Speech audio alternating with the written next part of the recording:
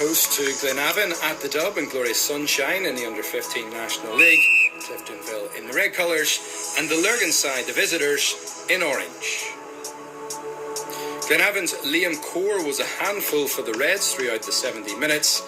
Number 11 here, and after just 5 minutes, he went past Jack Kinner.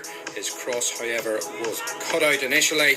The danger still wasn't cleared, however, and although Aidan Lillis had possession momentarily for Cliftonville, the ball eventually made its way to central midfielder Harry Norton, but he leaned back a little too much, and the ball flew high and wide of the target, and the game remained scoreless. Lillis was involved in thwarting a Glenavon attack after 27 minutes. Ruben McVeigh was fouled.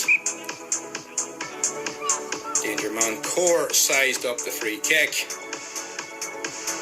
And what about this? For precision, pace and placement, the ball winding up in the net off the underside of the crossbar to give the visitors a deserved lead.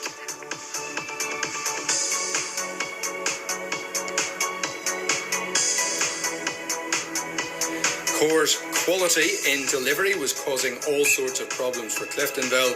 His corner this time was headed just narrowly wide by Bradley Ingram as Glenavon looked to stretch that lead. Before the break, Glenavon did make it 2-0.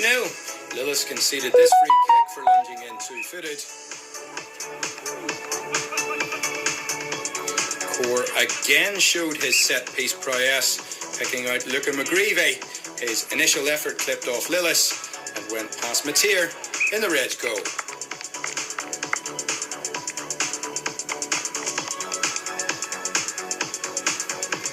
After half-time, it was more of the same from Glenavon. Corr's 48th minute corner was headed behind by Ingram.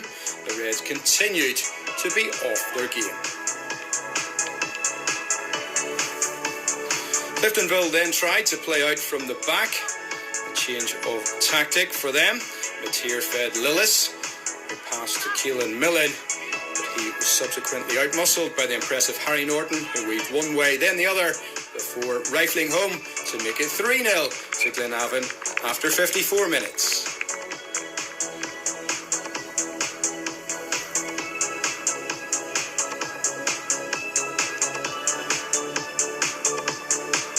And Glenavon were determined to get at least another in the remaining 15 or so minutes. Cliftonville, who had started fairly well in the game, were just about out on their feet. The Reds, who had possession and were after at least a consolation goal, foraged forward 3 minutes later, but Corr and Norton hassled their markers in central midfield. Norton feeding Ruben McVeigh, who drove forward towards goal before finding the corner with this classy finish to make it 4-0 to the visitors. Game, set and match.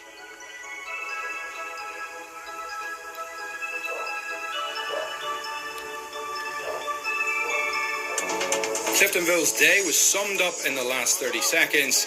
Lillis started this free-flowing move.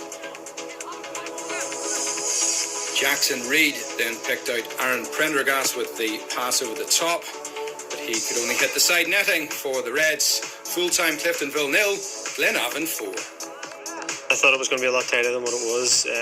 Unfortunately, it was just one of them days. We didn't really get going at all. We didn't really test them. Prefer to Glenavon. They played some really good football. They scored some super goals. We just couldn't cope with them really. We started okay and we finished okay. It was just everything, unfortunately, in between. I don't know.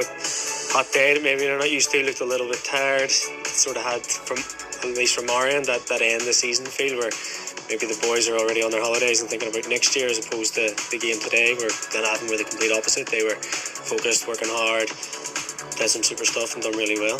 That's all I can put it down to. We're particularly pleased today, bearing in mind we had 5 under-14s playing, with 5 or 6 boys injured. So it was fantastic to be able to bring up the young lads and for them to be able to step in relatively seamlessly and do so well. Really pleased with some of the passages of play. Some of the goals were fantastic. So yeah, delighted with the boys today. Really pleased.